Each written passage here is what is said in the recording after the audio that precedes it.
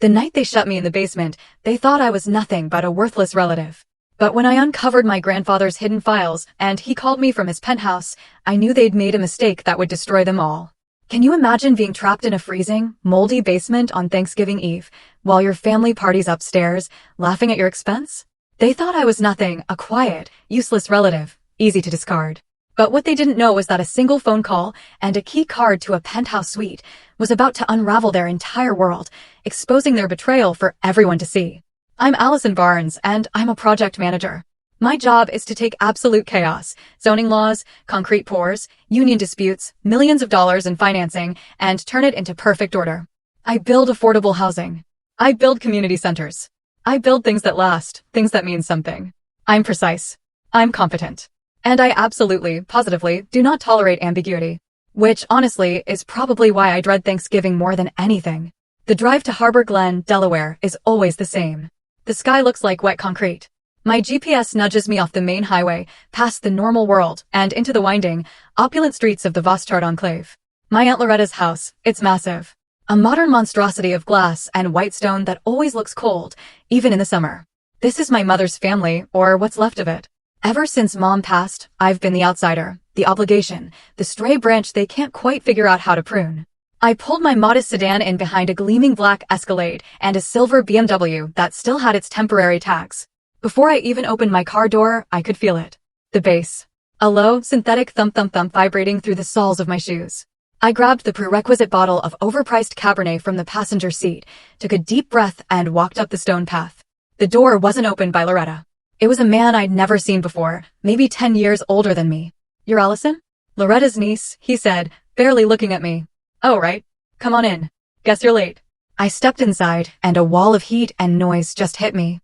The air was thick with spilled beer, sharp vodka, and at least 3 different kinds of overpowering perfume. Beneath it all, faint and defeated, was the smell of roasting turkey, already promising to be dry. The music was deafening. Some generic pop track, fit for a club, not a family gathering. People were everywhere. Strangers, loud men with expensive watches, women with faces pulled tight, and bright manicured hands clutching champagne flutes. Then Loretta burst through the crowd, arms wide, her smile a painted crimson slash. "Allison, you made it. We were getting so worried." She pulled me into a hug that was all sharp angles and clinking jewelry, kissing the air near both my cheeks. "You're late, honey," she whispered, pulling back to appraise my simple dark sweater and slacks. "The party started hours ago. The drive was long, Aunt Loretta." "Happy Thanksgiving," I said, my voice barely audible over the din. Yes, go put your things somewhere." She gestured vaguely and was immediately swallowed back into a laughing cluster of strangers. I spotted my cousin Mara, holding court on a white leather sofa.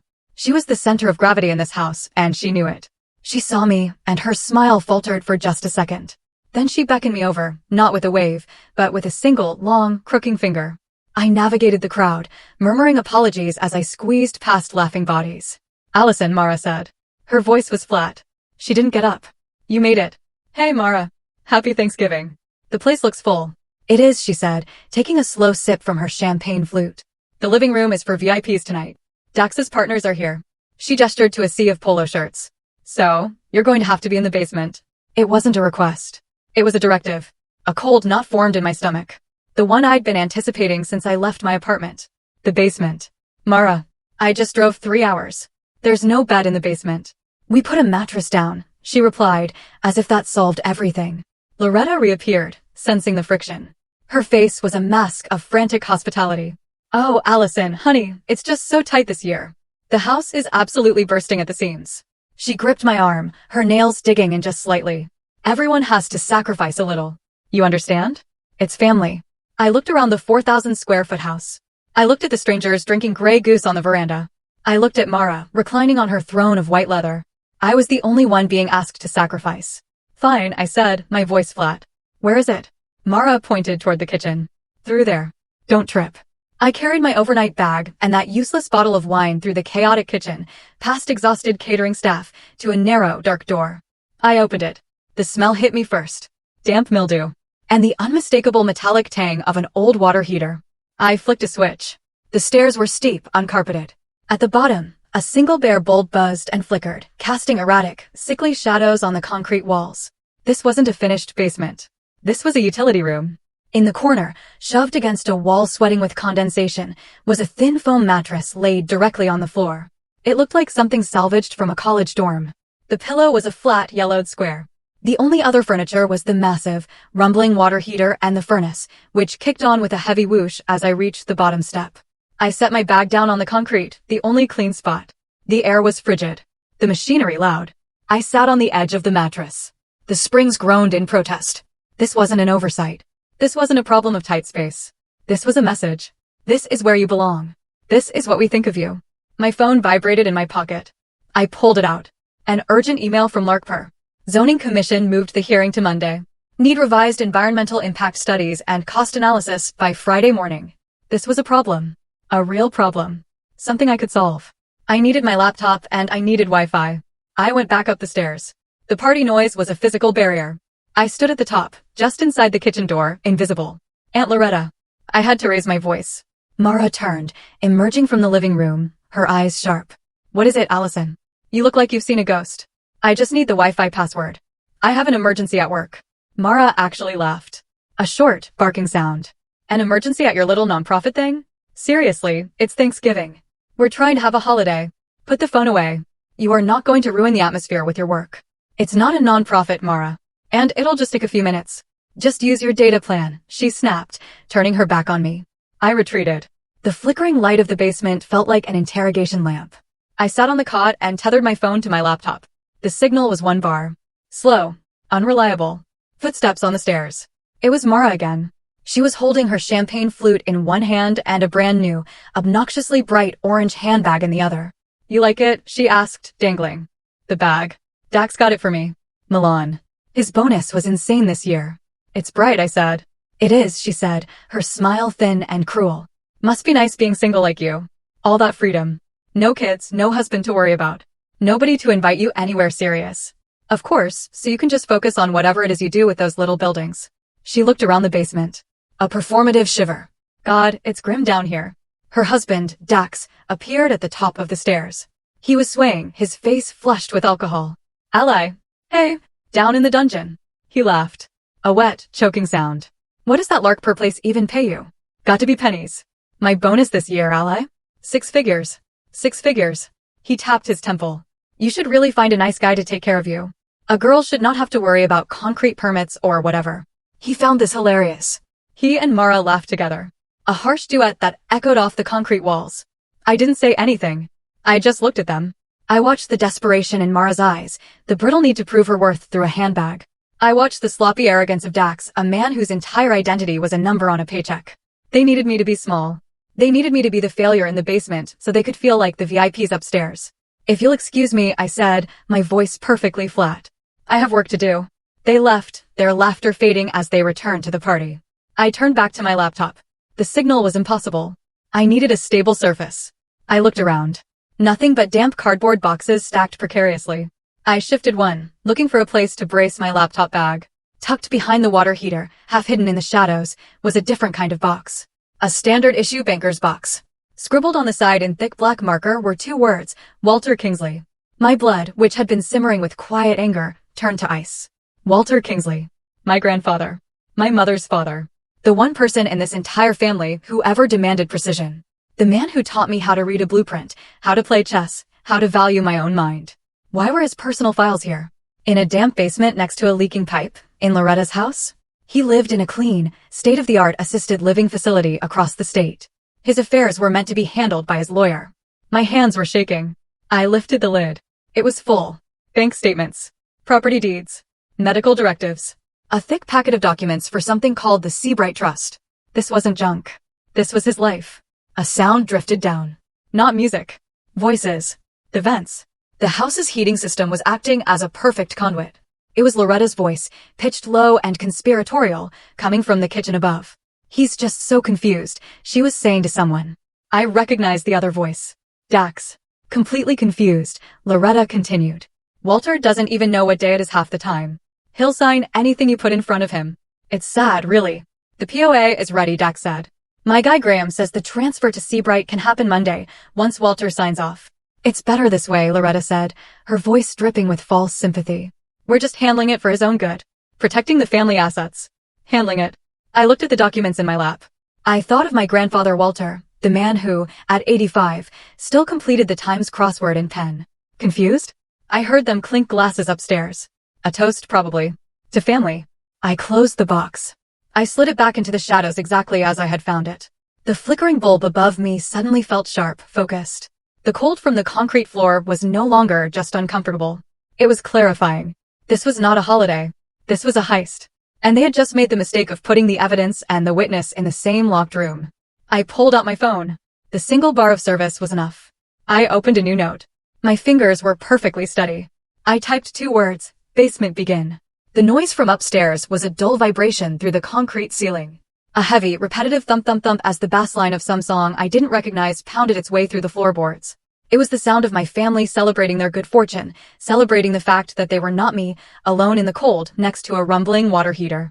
I had pushed the banker's box of Walter's files back into the shadows, exactly as I had found it. My phone note was saved. Basement begin. The words looked stark and absolute on the small screen. Walter Kingsley did not tolerate ambiguity. He taught me to play chess when I was 8 years old. I was an impatient child. I wanted to rush. I wanted to take the pawn simply because it was available. Allison, he would say, his voice never rising, his hands steady as he motioned to the rook. Look at the whole board. Don't react to where your opponent is. React to where they are going.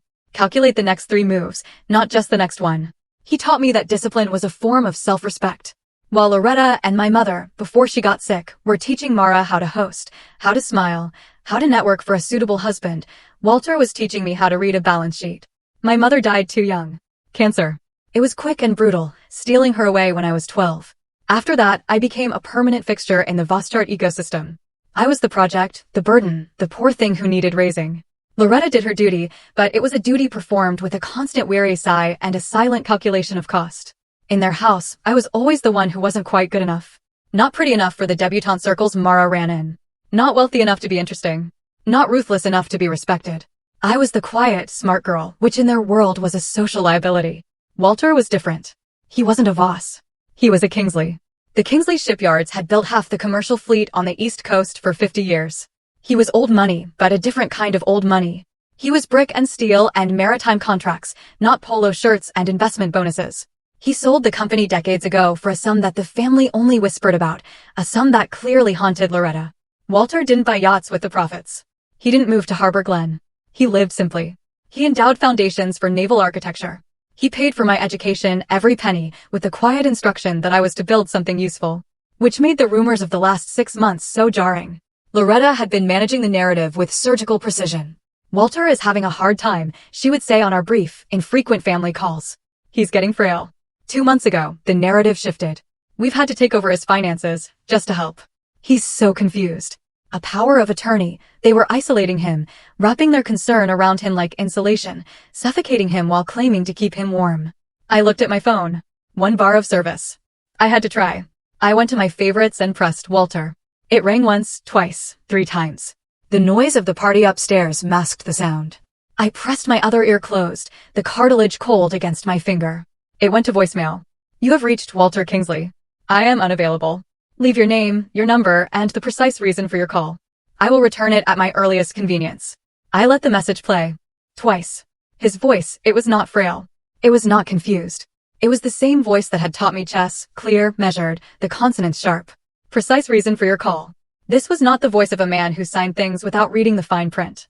This was not the voice of a man who was, as Loretta claimed, out of his mind. My suspicion, which had been a low hum of anxiety, hardened into a cold, heavy certainty. Loretta was lying. My work. Mara called it my little nonprofit thing. I had just spent 8 months securing zoning and funding for a 72-unit affordable housing project in a neighborhood that desperately needed it. It was a brutal fight against developers, city council, and a budget that had 0 margin for error. We broke ground last week. It was the hardest thing I had ever done. It was useful. When I mentioned it at the last family gathering, Easter, I think, Dax had looked at me with genuine pity. What's the margin on affordable? He had asked, swirling his brandy. Like, 3%? That's a rounding error on my portfolio, ally. They laughed. They preferred the concept of luxury real estate. The empty glass towers Dax's partners sold to foreign investors. Things that were expensive, not things that were useful. I remembered that Easter. Walter had been there. He looked sharp in a navy blazer. He argued with Dax about municipal bonds and won. Later, Mara had accidentally used Walter's credit card to buy a $200 appetizer platter from a high-end caterer. "Oh, Grandpa, I'm so sorry," she had trilled, her voice dripping with fake remorse. "Our cards must look identical. I just grabbed the wrong one." Walter, who carried a simple 20-year-old leather bifold, had just looked at her. He didn't yell. He didn't scold. He just said, "No, Mara, they do not." He took the receipt from her hand. The next week, I heard from my mother's cousin that he had deducted the exact amount from the monthly stipend he still, inexplicably, gave her. He was precise. His favorite phrase, the one he repeated every time I left for college, every time I started a new job, echoed in the damp air of the basement. "Allison, don't wait for people to give you permission to be respected. Earn it. And then demand it." I looked at my overnight bag. It was cheap canvas. Anyone could get into it. The party upstairs was still raging, but the basement was a tomb. I was vulnerable. I pulled my wallet out of my purse. I took out my phone. I slid them under the thin foam mattress, pushing them toward the center where the concrete floor would protect them from any stray moisture. I took the small TSA lock from my toiletries bag and threaded it through the zippers of my main luggage. Then I took the second lock from my laptop bag and threaded it through the first lock. A double lock. It wouldn't stop a determined thief, but it would make noise. It would take time. I sat back on the cot. My preparations complete. The party began to thin. The thump-thump-thump of the music stopped, replaced by the high-pitched laughter of goodbyes and the clatter of plates being collected by the caterers. The house settled, and in the quiet, I heard a new sound. Drip, drip, drip. A pipe somewhere in the concrete wall behind the furnace was leaking. It was slow, rhythmic. A clock. Drip, drip. Then the vent brought Loretta's voice again. She was no longer performing for the party. This voice was sharp, tired, and full of business. She was in the kitchen, probably on her phone. "He's taking the bait." "Yes, Graham." "No, he's completely isolated. He thinks I'm his only ally." A pause. I held my breath. "We just need the signature. Monday, 10 a.m. The notary is booked." Another pause. Her voice dropped, but the vent carried it clearly. "Once it's signed, it's over. The trust is ours. Ours, not his. Ours." Drip, drip. My first instinct was pure adrenaline. I wanted to storm the stairs. I wanted to grab that box of files, throw it on the gleaming quartz countertop in the kitchen, and watch their fake smiles shatter. I wanted to yell, to expose them, to see the look on Loretta's face when the poor thing in the basement revealed she knew everything. But Walter's voice cut through the anger. "Look at the whole board. Don't react to where they are. React to where they are going." They were going to a notary on Monday at 10 a.m. Confronting them now would accomplish nothing. They would lie. They would destroy the files in the box. They would move the meeting. They would gaslight me. Call me crazy. Hysterical. Jealous. The poor relative trying to stir up trouble. They had the advantage. They were upstairs. I was in the basement. I didn't move. I lay back on the damp mattress. The double-locked suitcase at my feet. My wallet and phone digging into my back through the thin foam. The pipe dripped. The furnace kicked on with a heavy metallic roar. I would not confront them. I would stay here. I would be the good, quiet, forgotten niece. I would observe. This basement was not my prison. It was my listening post. The party was over. The house above me had finally fallen quiet. The silence settled in like a layer of dust.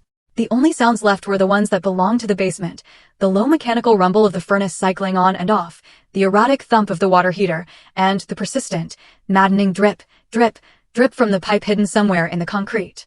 The air was so cold it felt wet. I pulled my knees to my chest. My sweater, a uselessly thin barrier against the damp. I shifted on the foam mattress, trying to find an angle that didn't involve a spring digging into my hip. And my eyes caught it. It wasn't a reflection. It was a light. Near the top of the stairs, plugged into the wall outlet just above the baseboard, was a small black cube. It looked like a standard phone charger, the kind you buy at a gas station. But in the center of the cube, a tiny blue-white LED blinked. A steady, rhythmic pulse. Blink, blink, blink. I stood up, my stocking feet silent on the cold concrete. I moved toward the stairs, my body angled away from the cot. I crouched, pretending to check something in my shoe. It wasn't a charger. It was a camera. A cheap, Wi-Fi-enabled nanny cam. The lens barely visible, no larger than a pinprick, set just above the fake USB port. And it was pointed directly at the cot. It was pointed directly at me. The realization hit me with the force of a physical blow. This wasn't an accident. This wasn't an oversight. Loretta's frantic excuse about a full house was a lie. Mara's order to put me down here was a directive. They didn't just put me in the basement to insult me. They put me here to monitor me. They were worried. Worried the poor relative might snoop. Worried I might overhear something. Worried I might steal the silver. The thought was so insulting it was almost absurd.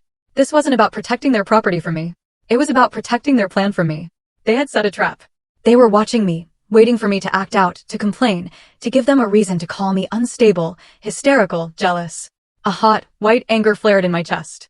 I wanted to rip it from the wall and smash it on the floor. Calculate the next 3 moves. Walter's voice, cold, precise. I took a deep breath. I didn't touch the camera. I didn't even look at it again. I turned, walked back to the cot, and sat down as if I had seen nothing. Move 1. Deny them the reaction they want. Move 2. Create my own record.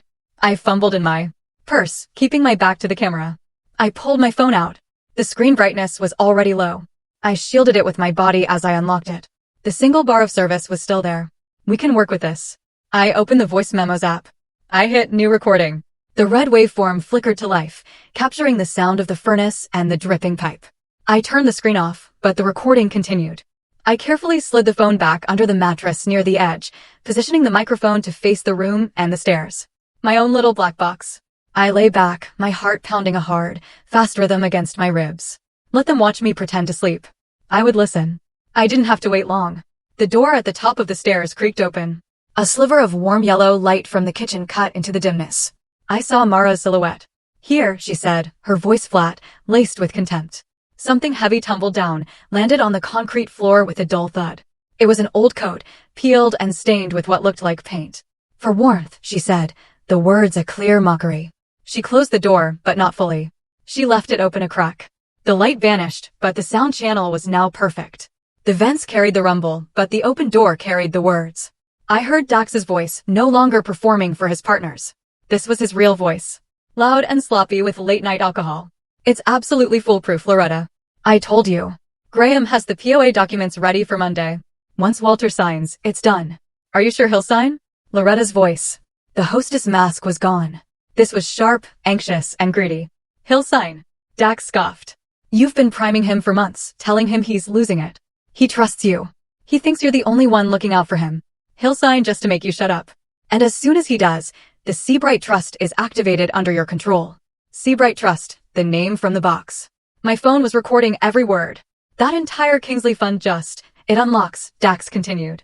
He sounded giddy. We're talking $1 billion, Loretta. Easy. $1 billion. The first thing I'm doing is buying a yacht. A real one. None of that 30-foot crap. I'm talking a 100-footer with a crew. Dax, shut up. Mara hissed. The help is still here cleaning. They're in the kitchen. They can't hear, he said. And she? He lowered his voice, but the vent carried it. She's in the cellar. She can't hear a thing. She's probably asleep on her concrete slab. A rustle of paper. Loretta again. Her anxiety was gone. Replaced by a low, satisfied purr. She was reading. It's not just the fund, Dax. Look at this list. Grant pulled municipal bonds, a fully vested brokerage account, and my God, he still owns the Riverton commercial building, the one on the waterfront, the old shipyard offices. Dax sounded genuinely stunned. That's prime development land. That's 50 million minimum. And he just forgot about it, Loretta said. A dry, humorless laugh. The old man won't remember any of it. He has no idea what he even has. The lie was so profound it almost choked me. Walter, who taught me compound interest at age 10. Walter, who could recite maritime law. He won't remember? It's all set, Loretta said, her voice firm. Monday, 10 a.m. The door at the top of the stairs clicked shut.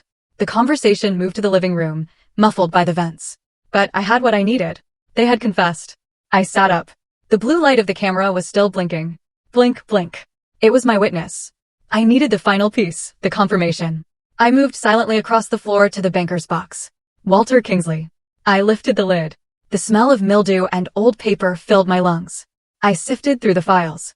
My fingers numb from the cold. Bank statements, deeds, and the thick packet for the Seabright Trust. I pulled it out. Tucked inside the cover page, I found it.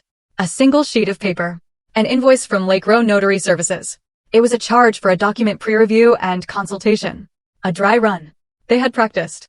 And at the bottom, the appointment, client, Loretta Voss, R. Kingsley Estate. Date, Monday, November 27th, time, 10 a.m. The Monday after Thanksgiving. I placed the invoice back exactly as I had found it. I closed the lid, sliding the box back into the shadows. I sat back on the cot. My mind was racing, fitting the pieces together. The lies. The POA. The bank. The appointment.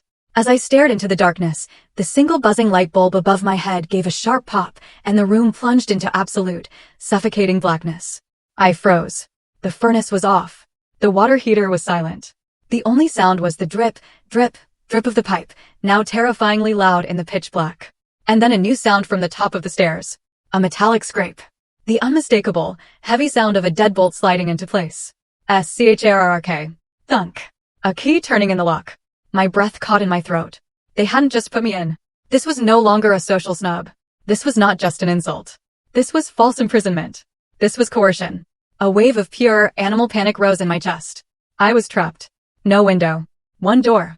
And it was locked from the outside. The air felt thick, heavy. I could smell the mold, the damp concrete, the stale, dead air. Breathe. I fought it down. This is what they wanted.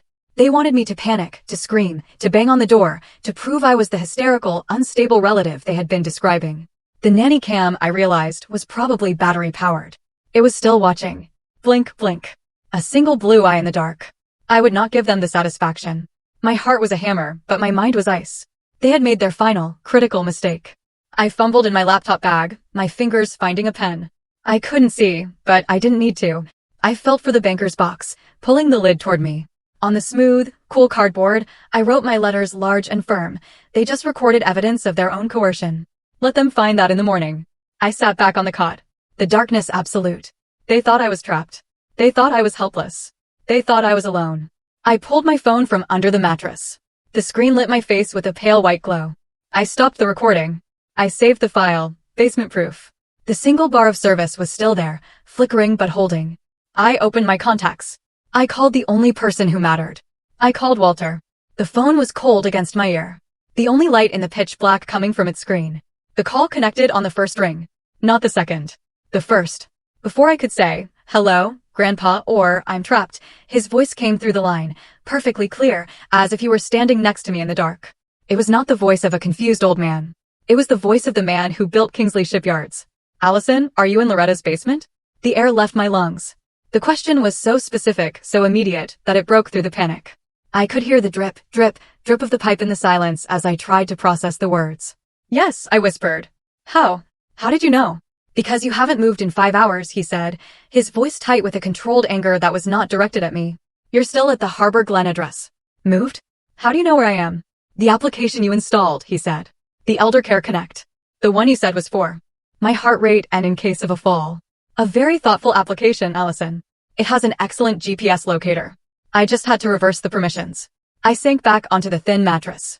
The tool I had given him to monitor his safety, he had been using it to monitor mine. He had known I was here. He had been waiting. He was not isolated. He was watching. He was 3 moves ahead. They locked the door, Walter. They cut the power. I know, he said. His voice was grim. They are fools. They are despicable. And they are desperate. I need you to be calm, Allison. Can you be calm? I am calm. My voice was shaking, but my mind was clearing. The panic was receding, replaced by a cold, sharp focus. This was a project. This was a problem to be solved. Good, Walter said. They're planning to file a fraudulent power of attorney on Monday morning. They have a notary booked. They believe I'm incapacitated, and they intend to liquidate the Kingsley Charitable Fund. I heard, I whispered. Seabright Trust. Dax wants a yacht. $1 billion yacht, Walter said, the disgust in his voice palpable. They're sloppy. Greed makes people sloppy. They talk too loud. What do we do? I can't get out. You will, he said. But not tonight. Tonight? You are exactly where you need to be.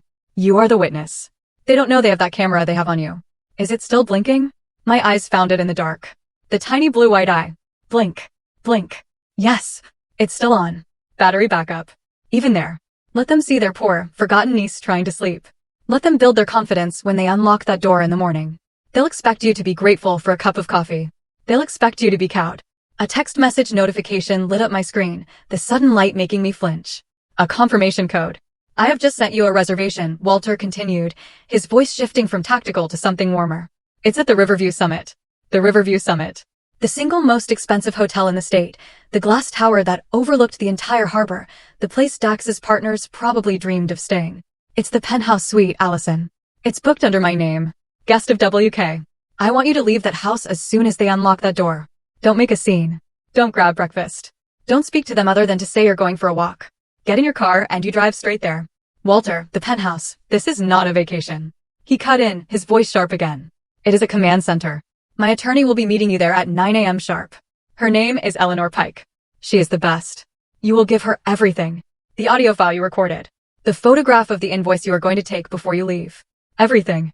The audio file. He even knew I would record it. Of course, he did. He taught me to document everything. A thought pushed through the logistics. A cold, practical thought that had been bothering me for months, the one that made Loretta's lies almost plausible. Walter, I thought Loretta said you were broke. She said you were living on a fixed income, that the shipyard money was gone. She said she was paying for your facility. Walter was silent for a long moment. When he spoke, the weariness in his voice was profound. A man who looks poor, Allison, is invisible to the greedy. A man who looks rich is a target. I have been poor for 10 years. It is the best filter I have ever found. It just hurts that my own family is the one that failed the test. He was not the one being trapped. He was the one setting the trap. He had been playing a long game. A game of calculated poverty. And Loretta and Dax had just walked right into it, blinded by their own arrogance. They thought he was an asset to be stripped. They had no idea he was the auditor. I need your word, Walter, he said, his voice firm, pulling me back to the present. You will not confront them. Not tonight. Not in the morning. They are dangerous, because they are stupid and they feel cornered. They locked you in a basement, Allison. That is not a simple act of cruelty. It is a crime. They have crossed a line. Now, we let them walk right into Eleanor's office. I understand, I said. I won't say a word. Good. Get some sleep if you can. It will be a long day tomorrow. Walter. Yes. Thank you. I am your grandfather, Allison. I protect my investments. The line clicked. I was alone again in the absolute dark. But I was no longer trapped. The drip of the pipe was no longer a sound of menace. It was a countdown. I slid my phone, still recording just in case, into my hair. If another message came through. My double-locked suitcase was hard, but I put my thin sweater over it and used it as a pillow. The concrete floor was radiating cold, seeping into my bones, but I barely felt it. I thought of Mara, asleep in her warm bed, dreaming of her Milan handbag. I thought of Dax, passed out, dreaming of his 100-foot yacht. I thought of Loretta, dreaming of her signature, her control, her victory. And I thought of me, in the cold, damp dark, holding the receipt for all of it. I felt for the pen again and the cardboard lid of the banker's box. I didn't need to see what I was writing. I knew the words by heart. Tomorrow, floor 48. I closed my eyes. The cold was a comfort. The darkness was a shield. On the steady, rhythmic beat of the dripping water, I finally fell asleep. And I did not dream of the basement. I dreamed of a silent, glass elevator rising fast, leaving the dark ground behind as the entire city spread out below me. A carpet of glittering, distant lights. I was awake before the sound came. My body coiled, a spring compressed by the cold concrete. Waiting. At 5:03 a.m. it happened. The scrape of the key, followed by the heavy thunk of the deadbolt sliding back. I counted to 60. Footsteps, heavy and clumsy. Dax, probably. Moving back toward the living room. I moved silently. I retrieved my phone from under the mattress, stopping the second audio recording I'd made through the night. It was mostly just the pipe dripping and the furnace rumbling, but it was 8 hours of tape confirming I was locked in. I slipped on my shoes. I unlocked my luggage. I walked to the banker's box. Walter Kingsley. I slid my phone out, opened the camera, and took 3 sharp, clear photos of the Lake Row Notary Services invoice. Flash off. The details were perfectly legible. I slid the box back. I left the message I'd written on the lid. They just recorded evidence of their own coercion. I zipped my bag. I didn't go up the kitchen stairs. I went the other way, toward the door that led to the garage. It was a simple utility knob. Unlocked. I eased it open. The garage was dark, filled with Loretta's Lexus and Dax's Escalade. My sedan was parked outside. I slipped out the side door into the frigid pre-dawn air. The sky was a dark, bruised purple. I got in my car. The engine turning over sounded like a cannon shot in the silence. I didn't care. I backed out of the driveway. As soon as I hit the street, I reached up and tapped the power button on my dashcam. The small red light glowed. It recorded my exit. The time, the date, the location. Document everything. The drive to the Riverview summit took 20 minutes. I left the cold, claustrophobic streets of Harbor Glen and entered the city proper. The hotel was a spear of glass and steel piercing the dawn sky. I left my car with the valet, my cheap canvas bag, looking pathetic next to the Louis Vuitton luggage being unloaded from a Bentley.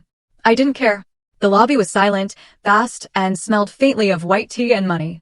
The man at the desk was impeccably dressed. Good morning, I said, my voice steady. I'm checking in. The reservation is under Kingsley. I'm the guest. His fingers tapped on the keyboard. His expression didn't change. Yes. We've been expecting you. The penthouse suite, guest of WK. Welcome to the summit, Miss Barnes. He produced a key card, a heavy, weighted piece of black plastic. He handed it to me. Floor 48. The elevators to your right. It's key activated. I walked to the elevator. The doors slid closed, sealing me in polished mahogany. I inserted the key. The PH button lit up. The elevator began to move. A smooth, silent, relentless ascent. My ears popped. The doors opened directly into the suite. It wasn't a room. It was a small country. 2 stories of glass walls, a floating staircase, a fireplace, a grand piano, and a view that stretched from the harbor to the ocean. The sun was just beginning to break the horizon, flooding the space with pale gold light. After the damp, flickering bulb of the basement, the light was blinding. I had just finished taking the hottest, longest shower of my life when the doorbell chimed. It was exactly 9 a.m. I opened the door. The woman standing there was my age, maybe slightly older. She wore a perfectly tailored gray suit. Her hair was pulled back into a severe bun, and her eyes, behind thin-rimmed glasses, were the color of a winter sky. She carried a sleek aluminum briefcase. Miss Barnes. I am Eleanor Pike. Her voice was like her suit. No wasted material. Mr. Kingsley sends his regards. May I come in, please? She didn't look at the view. She didn't comment on the suite. She walked to the massive glass dining table, set down her briefcase, and opened it. It wasn't full of papers. It was full of technology, a high-speed portable scanner, a multi-port USB drive, and a laptop that looked like it belonged to the military. Let us begin, she said. For the next 30 minutes, we worked. This was a world I understood. Data transfer. Evidence logging. This is the primary audio file, I said, airdropping the basement-proof file. It captured the conversation between Loretta Voss, Dax, and Mara. You'll hear them confirm the plan, the bank, and the motive. Acknowledged. She already had headphones in, her eyes closed, listening, her face betraying nothing. This is the secondary audio. It confirms I was locked in from approximately 11 p.m. until 5 a.m. False imprisonment noted. These are the photos of the basement, the cot, the water heater, the lock on the outside of the door, and the nanny cam. Noted. She scanned them, labeled them. And this, I said, is the photo of the invoice from Lake Row. Eleanor stopped. She took off her headphones. She looked at the photo, zooming in on the details. Lake Row. Monday. 10 a.m. She opened her own laptop. Mr. Kingsley provided me with his complete digital files last month. He suspected this was coming. She typed, her fingers flying. Seabright Trust. Ah, yes. Graham, the consultant Dax mentioned. He's a disbarred attorney from New Jersey, now operating as a wealth manager. He's the architect. She pulled up a file. Mr. Kingsley's digital signature sample. She pulled up another. And this is the preliminary e-signature Loretta filed with Seabright to initiate the POA request. She put them side by side on the large screen. There, she said, pointing. Look at the loop on the W. The pressure. The angle of the K. It's close, I said. It is, she said. It is a brilliant forgery. But it is a forgery. It is not his. They didn't just plan to coerce him. They have already committed wire fraud. The air in the room felt thin. This was no longer a family dispute. This was a multi-million-dollar criminal conspiracy, and they had already started. At 10:30, the massive television in the living room chimed. Eleanor tapped a key, and Walter's face appeared. He wasn't in his room at the facility. He was in an office, sharp, alert, and wearing a dark blue suit. Eleanor. Allison. Report. Eleanor was concise. They have the appointment, Walter. Monday, 10 a.m. Lake Row. They have already filed a forged e-signature with Seabright.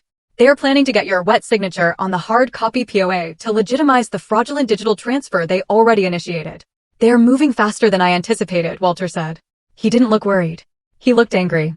What is the play? I asked. Do we send Eleanor? Do we file an injunction this morning? No, Walter said. An injunction stops them. It does not catch them. They will scatter. They will lawyer up. Graham will disappear. No. The appointment on Monday stands. Walter, you cannot go in there, I said. They will coerce you. It will be your word against theirs. I am absolutely going in there, he said firmly. They want Walter Kingsley. They will get Walter Kingsley. Loretta and Dax will walk me into that notary's office themselves. But we will not be alone. Eleanor nodded, already understanding. I will file for an emergency civil hearing. I will have a court reporter and a plainclothes officer from the Economic Crimes Unit present, posing as my paralegals. Exactly, Walter said. We let them commit the act in front of witnesses with a certified stenographer recording every word. He held up an object. A pen. A beautiful, heavy, old-fashioned fountain pen. This was a gift from your grandmother, Allison. It is also, as of last night, a broadcast-quality audio recorder. Operation Turkey Lift is a go. This penthouse is our base of operations until Monday. Eleanor, I said, my mind racing. That e-signature. We can do better than just saying it's a forgery. We can prove it. She looked at me. Go on. I have a friend, Avery Knox. We went to college together. He works for the state in the Forensic Document Analysis Unit, the Signature Verification Office. They have access to Walter's driver's license signatures, his passport signatures, every official mark he has made for 30 years. That is highly irregular, Allison. That is a state database. Avery owes me, I said. My firm built the community center his kids go to. He can run a non-binding comparative analysis. An informal look.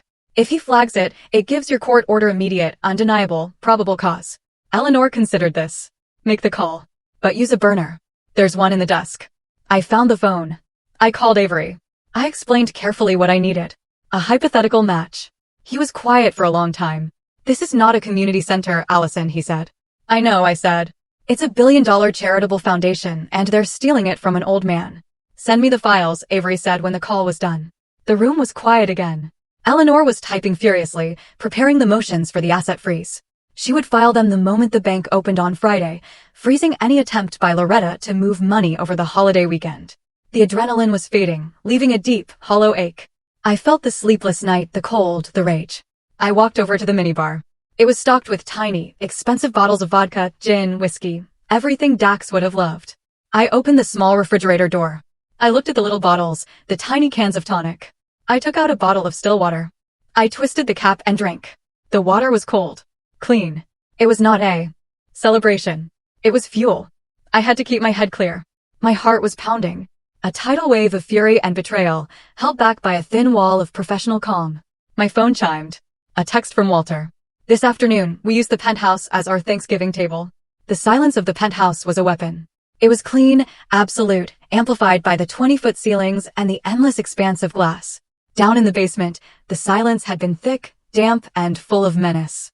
Here, on the 48th floor, the silence was pure oxygen. Eleanor Pike was at the glass dining table, her laptop open, her aluminum briefcase sitting beside her. She had been working the phone since 7 a.m. She'd already confirmed the temporary asset freeze was in place, filed by an emergency judge just as the markets opened. Seabright Trust was now a locked box. My phone, the personal one I rarely used, began to vibrate on the marble countertop. The screen lit up, Aunt Loretta. I let it ring. I watched the call icon vibrate. An insect of manufactured panic. It rang, and finally it stopped. I took a sip of my water.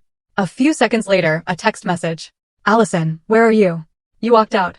The least you could do is say goodbye. We were worried. Before I could even formulate a reply, my phone buzzed again. A notification from the Voster family group chat. This one was from Mara.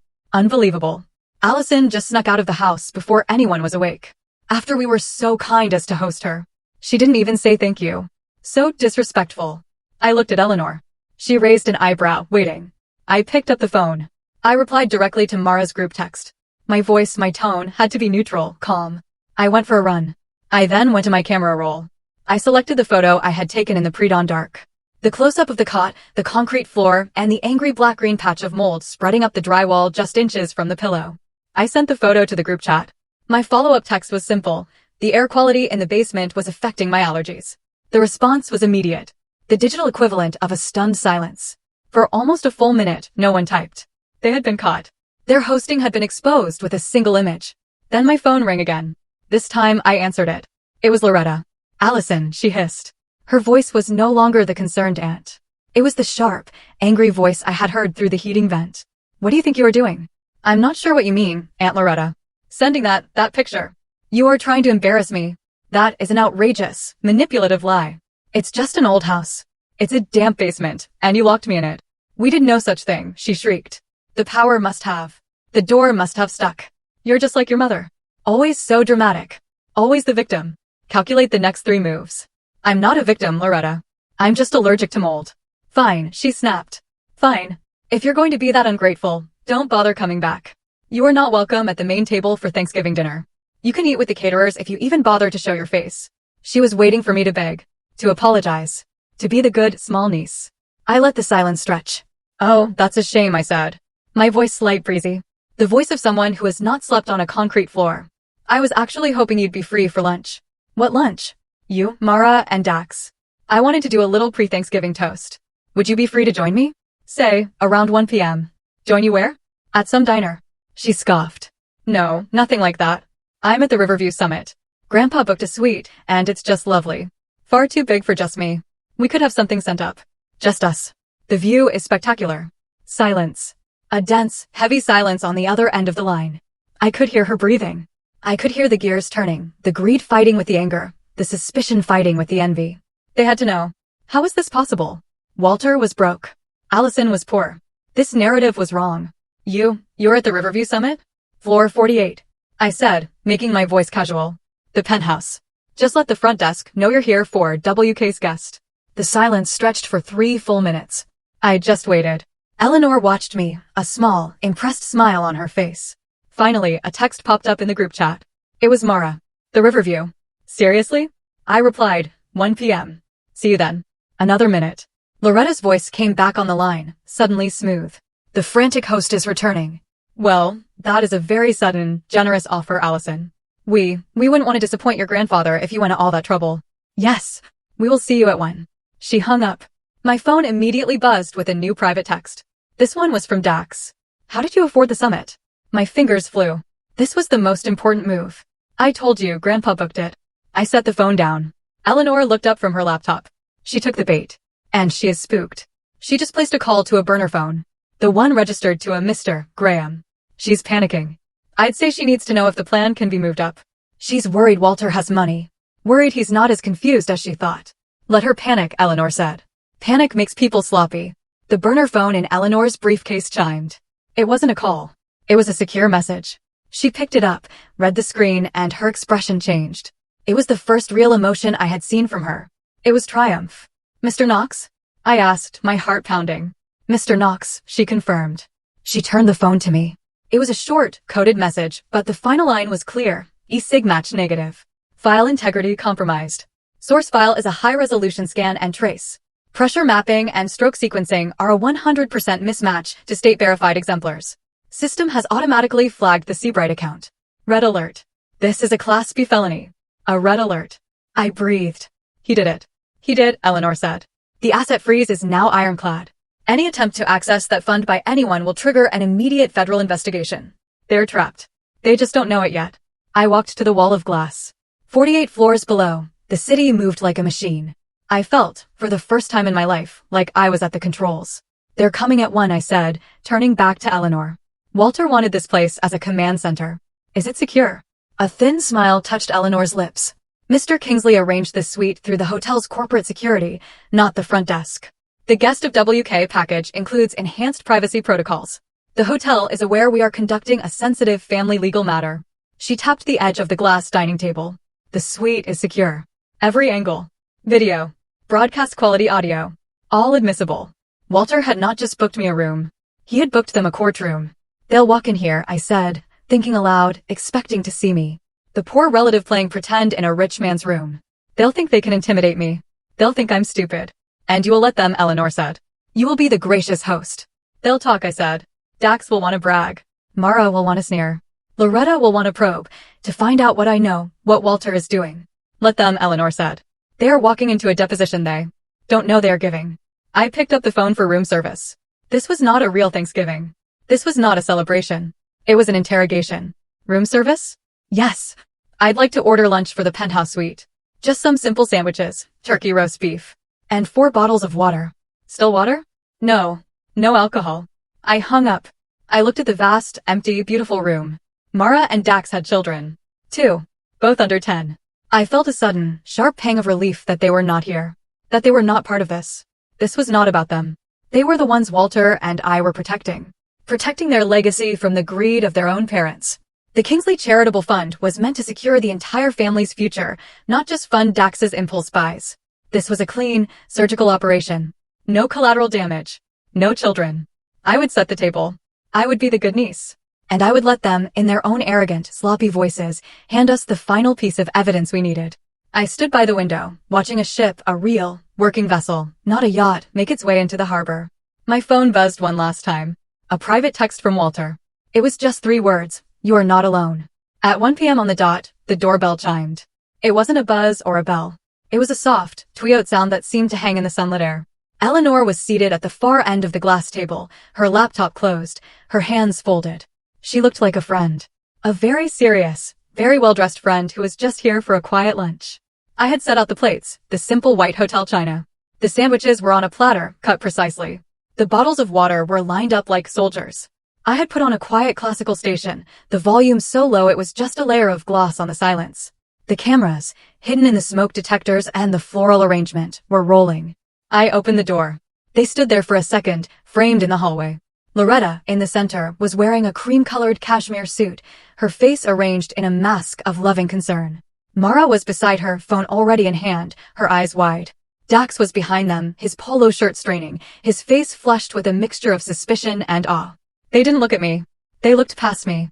They looked at the 20-foot wall of glass. They looked at the grand piano. They looked at the floating staircase. They looked at the view that stretched from the glittering harbor to the deep blue line of the Atlantic. Oh my, Loretta breathed, pressing a hand to her chest. She stepped inside, and her performance began. Allison, honey, this is just too much. Your grandfather shouldn't be spending his money this way. Oh, I'm so worried about him. Dax just whistled a low, impressed sound. Hell of a room, ally. Hell of a room. Mara was already filming. She had the phone up, panning in a slow, dramatic arc, capturing the view, the piano, the ceiling. Her face was set in a pout of curated casual wealth. Thanksgiving penthouse style, she narrated to her screen. Her voice a breathy whisper. Just a casual little get-together.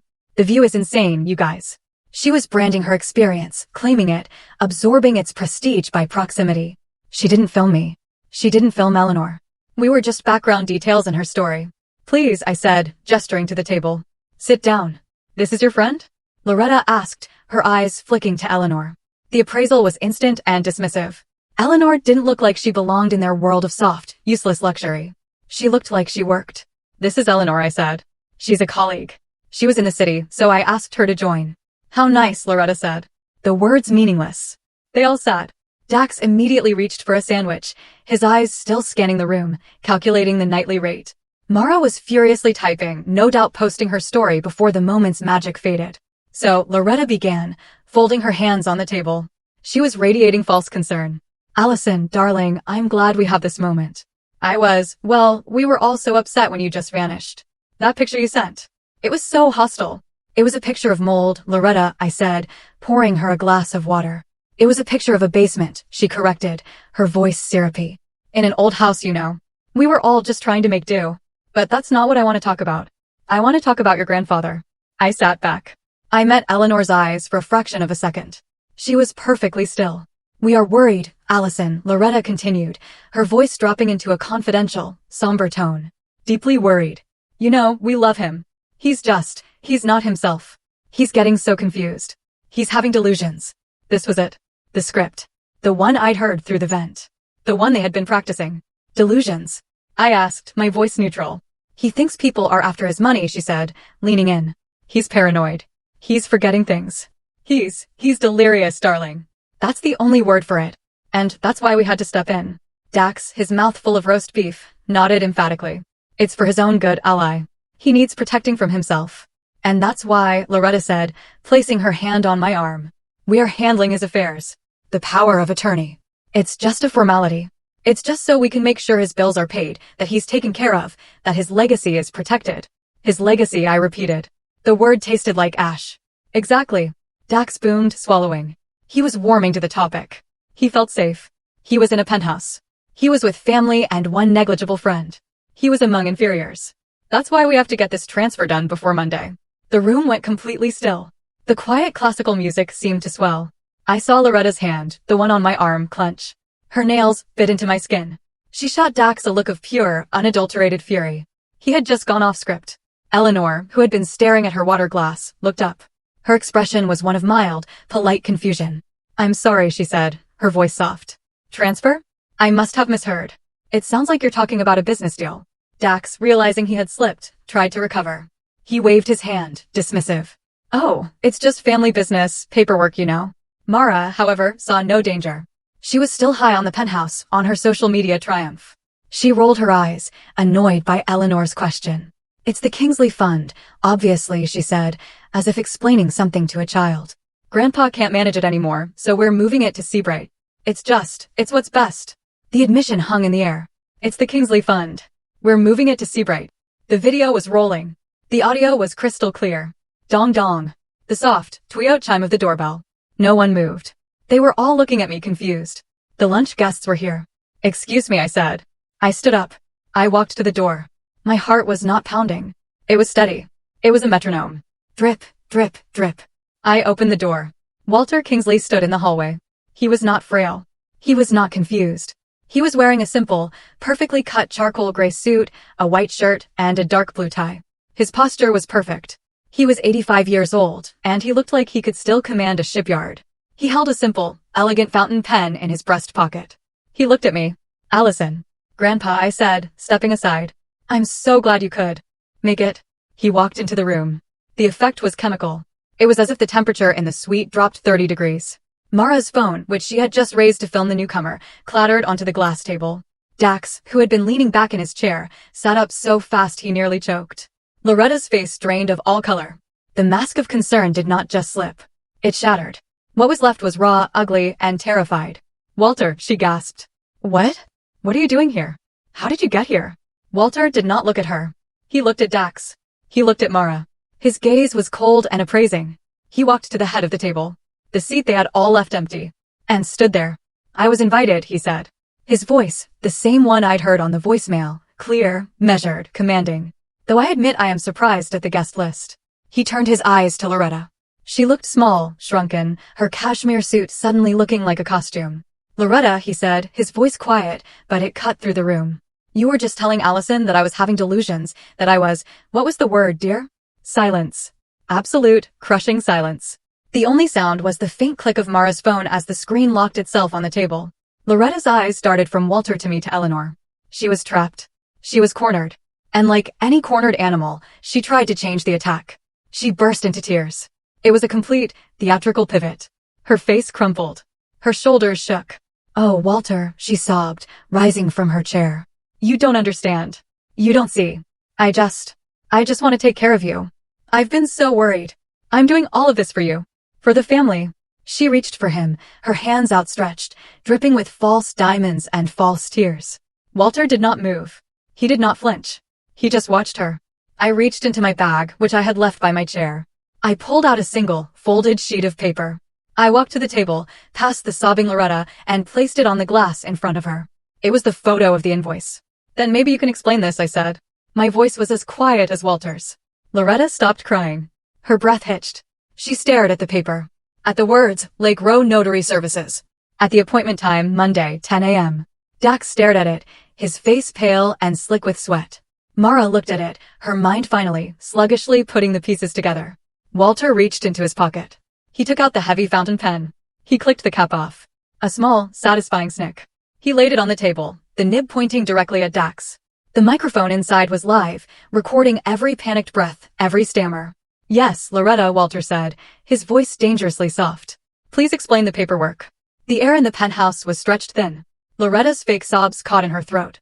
Her hands, still outstretched toward Walter, had frozen. Dax was a statue of stale sweat and panic.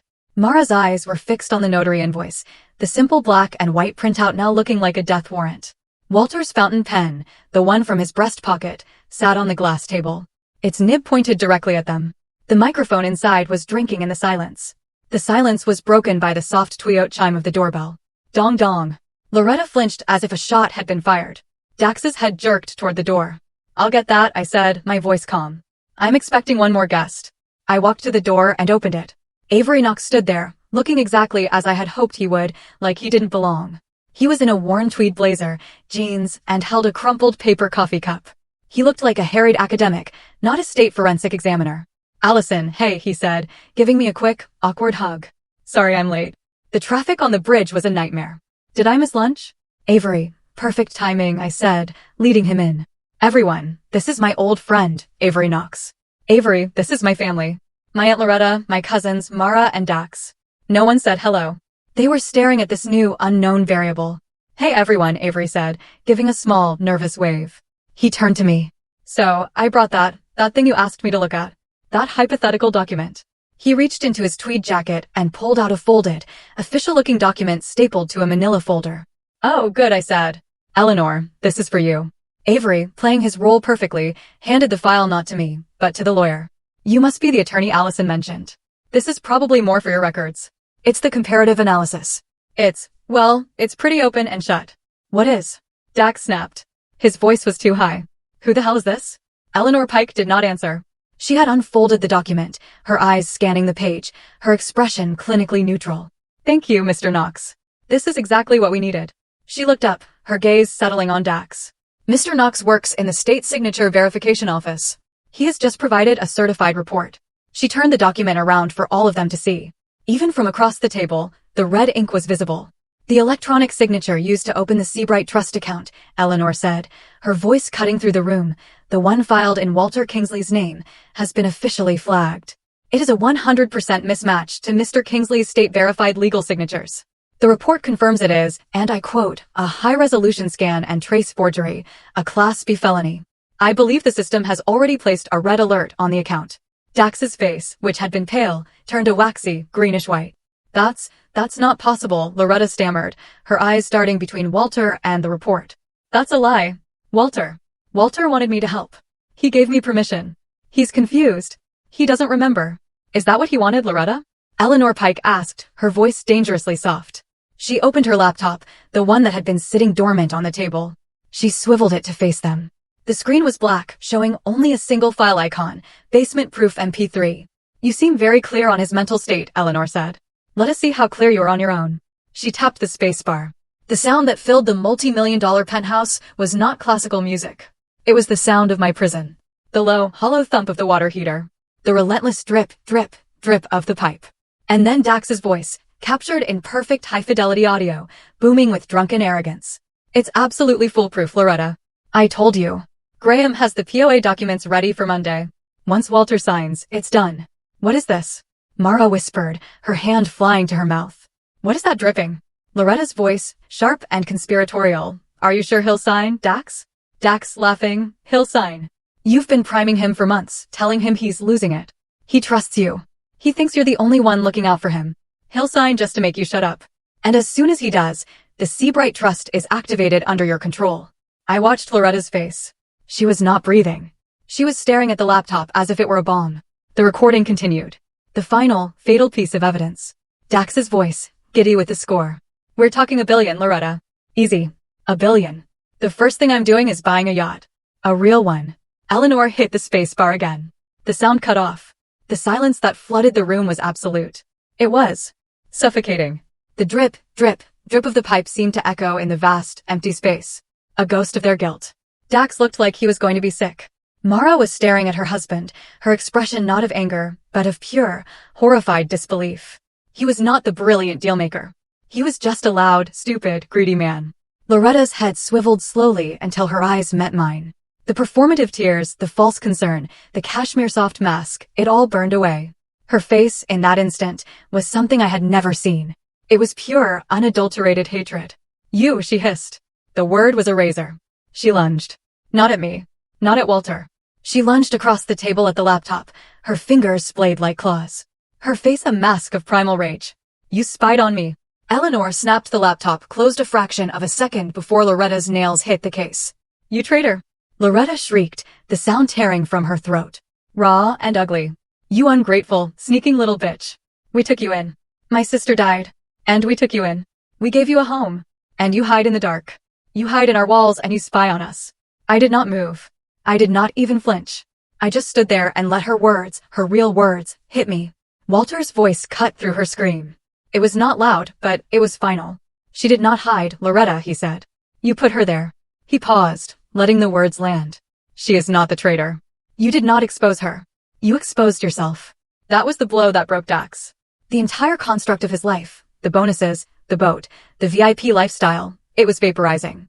I am not, I have to make a call, he stammered, shoving his chair back with a screech. The chair leg caught, and the heavy piece of furniture toppled over, crashing to the hardwood floor. He bolted for the door. He didn't make it 3 steps. The door to the suite, the one I had opened, was now blocked by 2 men. They were large, wearing the impeccable black suits of the Riverview's executive security, but they stood with the rooted stillness of off-duty cops. Mr. Voss, the taller one said. His voice was deep and polite. We have been instructed by hotel management to ensure this meeting concludes without interruption. Please return to your seat. Dax froze, his hand halfway to the doorknob. He looked from the security guards to Walter to Eleanor. He was trapped. He slowly, mechanically righted his chair and sat down. Eleanor Pike stood up. She was no longer the quiet friend. She was the only one in the room with any power. "Please remain seated," she said, her voice crisp and formal. "We have a few final items on the agenda.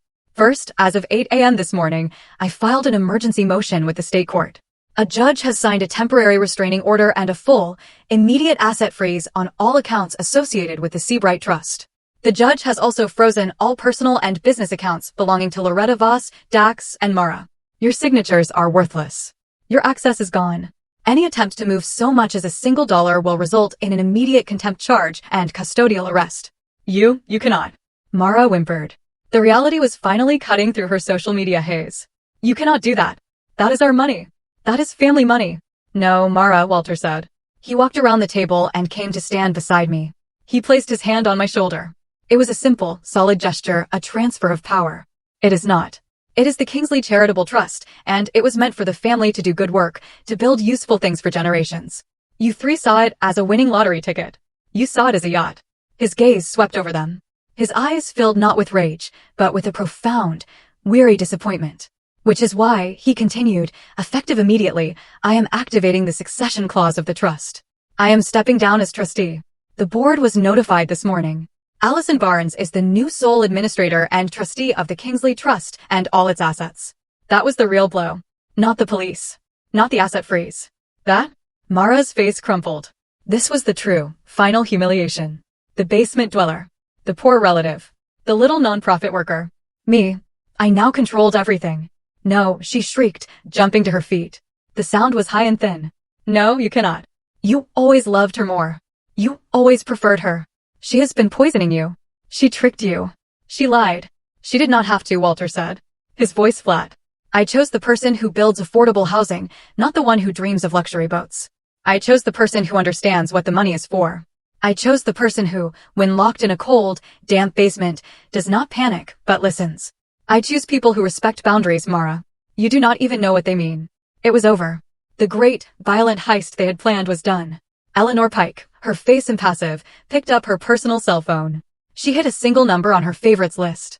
"This is Pike," she said, her voice all business. "The meeting has concluded. The admissions have been recorded. The subjects are secure and cooperative. You can send the team up." She wasn't calling 911. She was calling the district attorney's office, the economic crimes unit that was already in the building. Waiting. I took a half step back, receding from the table. My part was done. I was not the executioner. I was not the judge. I was the project manager. And this phase of the project was complete. The legal system could handle the demolition. I watched them. The three people who had less than 24 hours ago dismissed me as human refuse. They were not screaming. They were not crying. They were just broken. Loretta had collapsed back into her chair. She was staring at her hands, her face slack, the makeup running in pale, dirty tracks down her cheeks. Dax was sitting perfectly still, his jaw clenched, a muscle jumping in his cheek.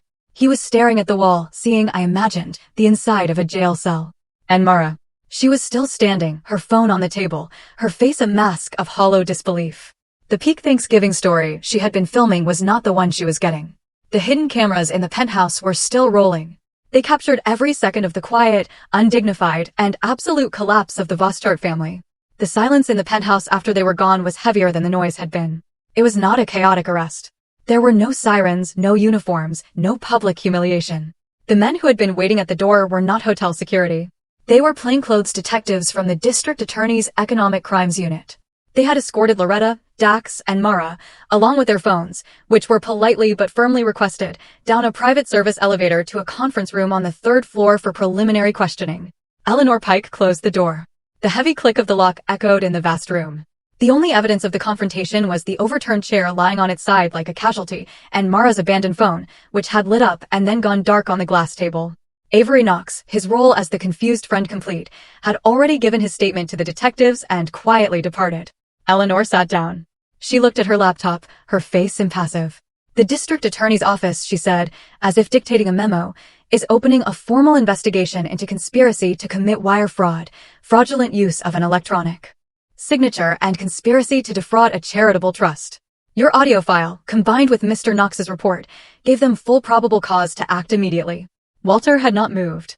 He stood at the head of the table, his hand resting on the back of the chair. He looked at the half-eaten sandwiches. They will be released tonight, he said. It was not a question. Yes, Eleanor said. They will be charged, likely by tomorrow morning, but they will be released on their own recognizance. This is a white-collar crime, not a violent one. The flight risk is low, especially since I have already frozen every asset they have. They cannot buy a bus ticket out of the city right now. The hotel manager called Eleanor's phone, not mine. His voice was polite, sanitized, and deeply concerned. He apologized for the unfortunate family dynamic and wanted to know if Mr. Kingsley's party required anything else. The hotel's discretion was absolute. As far as the Riverview Summit was concerned, a quiet family lunch had taken place. Nothing more. When Eleanor had finished, Walter looked at me. The iron control he had maintained was gone, replaced by a deep, profound weariness that settled into the lines around his eyes. He looked, for the first time, like an 85-year-old man. Allison, he said, his voice quiet. Let us have a proper Thanksgiving. He picked up the hotel phone. He did not order sandwiches. He ordered a small roasted turkey, root vegetables, and a bottle of Cabernet Sauvignon. A private meal. No fanfare. No strangers. No pretense. We sat on the sofa, not at the glass table of interrogation. The sun was setting and the city lights began to glitter 48 floors below. We ate quietly, the food simple and warm. You knew, I said after a long silence. You knew they were like this. Walter swirled the wine in his glass. I suspected, he said. Which is why I became poor. It was the most effective test I ever designed. I sold the shipyards decades ago, Allison. The money has been sitting, growing, managed by people far smarter than me. But to the family, I was Walter, the old man living on a fixed income in an assisted living facility. Loretta was so kind, offering to help me with my bills. She never knew I was the one paying for her. He let out a long breath. Greed is a simple enzyme. It is inert until it detects weakness. My poverty was the weakness. I watched how they treated you, Allison. You were the control group. You were the poor relation, just as I was. And you never asked for a dime. You built your own life. You built things that matter. They just saw two old, useless people standing between them and a yacht. The bluntness of it, the cold calculation, made my stomach tighten. But she's your family. She was my mother's sister. They are your grandchildren. I had to ask. The victory felt hollow, cold. Are you not sad? Walter looked out the window at the vast, dark harbor. I am sad, he said, his voice barely a whisper. But I am not blind. Sadness is a feeling, Allison. Blindness is a choice. I would be sadder if I had let them succeed. I would be sadder if they had taken the legacy your grandmother, and I built and poured it into the ocean. All because I was too sentimental to see the truth. He turned back to me. I am sad that I was right. The fallout began the next day, Thanksgiving Day. Eleanor called me in the morning. Loretta is trying to fight back as expected. How? She hired Graham, the consultant. He filed an emergency motion to unfreeze her assets, claiming duress, coercion, and unlawful recording. He's trying to get the audio from the basement thrown out. Can he? No, Eleanor said, and I could hear the thin smile in her voice. He was arguing based on the assumption that you were the only one who recorded them. He had no idea about the other recording. The fountain pen, I said. The fountain pen, she confirmed. The one Walter was wearing, which recorded every word spoken in the penthouse. It was not a two-party consent state violation. It was Mr. Kingsley in a private meeting recording a conversation he was a part of. It is 100% admissible. I sent the transcript to Graham's office an hour ago. He has withdrawn his motion. The second wave of consequences was not legal. It was social. I logged into my social media, a morbid curiosity pulling me in. Mara had already posted. It was a black and white selfie, her eyes artfully blurred with tears. The caption was a masterpiece of narcissistic self-pity. My entire life has been turned upside down by people I thought were family. I am heartbroken. Never know who you can really trust. Sometimes the people you love the most are the ones who stab you in the back. The post had hundreds of likes, sympathetic comments. Stay strong, honey. We're here for you. Terrible. But then I scrolled down. The tide was turning. The story she had posted yesterday, the one she had filmed with such glee, was still active on her profile. The first comment was sharp. Wait, is this the same family that you were with in the Riverview penthouse yesterday? That did not look like a stabbing. Another one. Betrayed yesterday? You were posting videos of a grand piano. I'm confused. And a third, I saw that story. You looked pretty happy with your betrayal. What happened? Did they run out of champagne? Her own curated lie. Her desperate need to show off had become her own rebuttal. She had documented her own greed. She could not be the victim in the penthouse. The final call from Eleanor came just as Walter and I were finishing breakfast. Dax has been terminated. What? His firm. The investment house he works for. They released a statement to their internal partners this morning. An employee, whom they did not name, was terminated effective immediately for gross violations of the company's ethics and conduct code. The DA's office sent a courtesy notice to his firm's legal department last night, informing them their employee was the subject of a major fraud investigation. They didn't wait. They cut him loose before the markets even opened on Friday. Dax's bonus. The 6 figures. The yacht. It was all gone. The quiet in the room was absolute. It was a clean sweep. Walter, I said, turning to him. The children. Mara's kids. They're 10 and 8. They had nothing to do with this. I know, he said, his face grim. As my first act as trustee, I said, my voice hardening, I want Eleanor to establish a new, separate, firewalled educational trust. Use the Kingsley funds. It is to be for them and them alone. Their parents cannot touch it. Their parents' creditors cannot touch it. It is to be managed by an independent third party. They will not suffer for this. That is not what this is about. Walter nodded, a look of profound relief on his face. That is the right move, Allison. That is precisely the right move. Eleanor, who was still on the line, agreed. I will draft the papers today. It is a wise precaution. She paused. And on that note, I have one more precaution for you. What is it? Loretta, Dax, Mara, they are not just angry. You have taken away their money, their status, and their future. They are desperate, and they are going to be humiliated when this becomes public. They will try to contact you. They will harass you. They will threaten you. I can handle them, I said. You should not have to, Eleanor replied, her voice firm. Tomorrow morning, Friday, I am filing for a temporary protective order on your behalf. A restraining order. It will legally forbid them from contacting you, your place of work, or Walter. It is just a boundary. A real one. With consequences. I looked at Walter. He nodded. A boundary. The one thing they never understood. The one thing that had cost them everything. Do it, I said. It was Thanksgiving morning. It was not. However, Monday, the appointment at Lake Row Notary Services, the one from the invoice, had been moved. Eleanor, with the full cooperation of the DA's office, had called the notary, Mr. Lake, and informed him of the situation. He was, to put it mildly, horrified. He was also incredibly cooperative. He agreed to call Loretta, claiming an urgent scheduling conflict had opened up his Thanksgiving morning. He told her if she wanted the documents signed before the long weekend, it had to be today. 10 a.m. Greed wins. They couldn't wait until Monday. They wanted the signature now. So, at 9:45 on Thanksgiving morning, we arrived. The offices of Lake Row were sterile, quiet, and smelled of stale coffee and industrial carpet cleaner. Walter, Eleanor, and I sat on one side of a massive, polished mahogany conference table. Avery Knox, looking even more rumpled and academic than the day before, sat beside Eleanor, a secure laptop bag at his feet. At 10 a.m. on the dot, the door opened. Loretta, Dax, and Mara entered. They were accompanied by their consultant, Graham. They looked terrible. They had clearly not slept. Mara's eyes were puffy from crying. Dax's suit was wrinkled, and his face was a pale, sweaty gray. Loretta was running on pure, frantic nerve energy, her hands clutching a thick leather portfolio. They stopped dead when they saw us. Walter. Loretta breathed, her face drained of color. What? What are you doing here, Allison? I am here for my appointment, Loretta, Walter said, his voice calm. As are you, I presume. Please sit. They hesitated. A herd of deer that had just smelled the hunter. But they were trapped. Their lawyer, Graham, whispered something in Loretta's ear, and they slowly, stiffly took the seats opposite us. Mr. Lake, the notary, entered the room, his face a mask of professional neutrality. Good morning, he said. We are here today to witness the signing of a full power of attorney, transferring all financial and medical authority from Mr. Walter Kingsley to Mrs. Loretta Voss. That is correct, Loretta said, her voice shaking but determined. She slid the thick stack of documents, the POA they had drafted, across the table. Walter, we just need you to sign here and here. Before we do, Eleanor Pike said, her voice cutting through the tension. The door behind her opened. The 2 plainclothes detectives from the DA's office entered, followed by a woman carrying a stenography machine. This is now a formal proceeding. We are on the record.